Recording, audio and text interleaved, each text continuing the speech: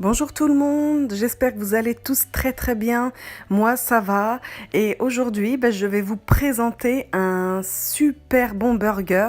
Un burger en plus très rapide à faire avec de la viande hachée maison, bien sûr fourrée au fromage. J'ai mis du cheddar et du chèvre à l'intérieur. Voilà, donc je vous montre, regardez, je vous montre comment on fait cette viande hachée farcie pour le burger. Donc, il vous faut un emporte-pièce de la taille d'un steak haché. Vous allez mettre une première base de viande hachée, pas trop épaisse parce qu'on va en rajouter après. Donc, comme vous me voyez faire, vous en mettez partout dans le cercle, vous aplatissez bien, vous en mettez également sur les côtés et on aplatit bien. Donc, une fois que ça c'est fait, qu'on a bien aplati, on va pouvoir mettre notre farce. Donc farce de fromage, vous mettez ce que vous voulez en fromage, mais le farcir, ça fait toute la différence en fait dans un burger. Donc là, vous voyez, je vais mettre une tranche de cheddar. Ensuite, je vais mettre un morceau de chèvre, parce que nous, on aime bien le chèvre.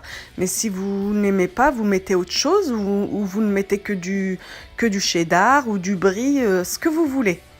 Donc vous voyez, je mets ma tranche de chèvre assez fine. Et je remets une tranche de fromage pour croque-monsieur. Parce que ça fond super bien. Et voilà, une fois que j'ai farci, j'ai mis ma farce, je referme avec à nouveau de la viande hachée. Aussi simple que ça. Donc pareil, on aplatit bien partout, bien sur les côtés également. Et une fois que tout est bien aplati, le steak haché est prêt. Ni vu ni connu, on ne sait pas qu'il est farci. C'est la surprise en fait dans le burger. Voilà, je vous montre ce que ça donne. Avec l'emporte-pièce, c'est vrai que ça fait un joli steak haché. Ça coûte pas grand chose les emporte-pièces. Moi, ça m'a coûté 2 €. Donc voilà, une fois que c'est fait, que mon steak haché est fourré, je le mets à cuire dans une noix de beurre. Bien grillé à l'extérieur, c'est toujours meilleur. Une fois que vous avez bien grillé les deux faces, bien doré, vous mettez un peu plus doux pour que ça cuise à l'intérieur quand même.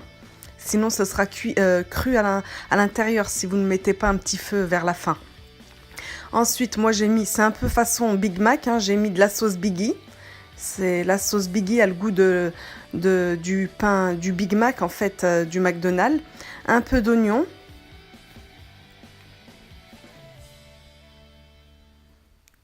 On va mettre aussi des cornichons aigre doux. En fait, les cornichons aigre doux, ce sont les cornichons sucrés qu'on retrouve également dans le Big Mac. Un peu de salade verte que j'ai bien au préalable coupée en petits morceaux. Ça, c'est de la laitue. Et entre-temps, vérifiez bien la cuisson de vos steaks hachés. Et à la fin, voilà, 30 secondes avant d'avoir éteint vos steaks hachés, vous rajoutez un cheddar dessus. Vous versez un tout petit fond d'eau. Ça, c'est une petite astuce que je vous donne dans la poêle. Et vous refermez avec un couvercle pour que la vapeur reste enfermée à l'intérieur. Et ça va vous faire fondre spontanément votre fromage. Voilà, 30 secondes et là j'ai un fromage qui a fondu sur le steak haché. Vous voyez, il a bullé un peu. Et là, on va pouvoir dresser notre burger. Vous voyez, on voit un peu le fromage qui a fondu et la farce à l'intérieur, elle n'a pas bougé. C'est vraiment quand vous allez croquer dedans que vous allez voir que le steak haché, il est farci de fromage de chèvre et de cheddar. Moi, je trouve ça sympa et ça change des burgers qu'on a dans les fast-food parce que les fast-food n'ont pas de viande hachée farcie comme ça au fromage. Vous trouvez ça plutôt aux États-Unis. Donc, je le passe 1 minute au grill pour un côté un peu plus croustillant et voilà. Le meilleur pour la fin, je vous le coupe en deux pour vous montrer ce que ça donne.